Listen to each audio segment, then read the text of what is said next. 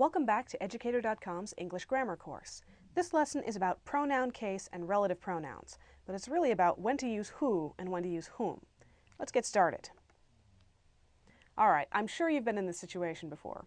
You pick up the phone, somebody says something and you say, "Who are you calling for?" And if the person who's calling is a grammar Nazi, they go, "No! For whom are you calling?" And you get into this whole fight about do I say who or do I say whom? I have had this argument with my friends many times, and I'm going to show you how to determine which one to use. It's all about a grammatical construct called pronoun case. So we're going to go over it, and by the end of this lesson, you will know exactly which one to use. We're going to begin with looking at relative pronouns, what they are, what they do. Then we're going to look at the three cases of pronouns in English: subjective, objective, and possessive. Trust me, you use this stuff. Then we're going to look at how to use relative pronouns like who and whom.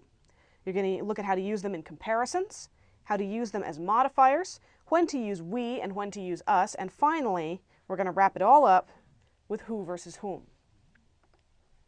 All right, what are relative pronouns and why do they matter? Relative pronouns take the place of nouns, like all pronouns, and they introduce subordinate clauses, which you'll find in our lessons on sentence parts and patterns, and also in our lesson on conjunctions. Now, there are different relative pronouns for different purposes. You use who, whom, whose, and sometimes that to refer to people. Those are the personal relative pronouns. You use which and that to refer to animals and to things, unless the animal is especially beloved. It's your beloved cat Fluffy, in which case, go ahead and use who, and if anyone gives you trouble, just yell at them. Use which for clauses that are non-essential. So, for example, I'm going to the laundromat, which is my favorite place for people watching. Well, you don't really need this whole clause here to understand the sentence. You could just say, I'm going to the laundromat. You use that with no comma. Notice this comma right here that always precedes which.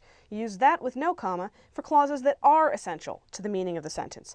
I'm going to the laundromat that offers free soap. This tells you which laundromat you're going to, so it's essential.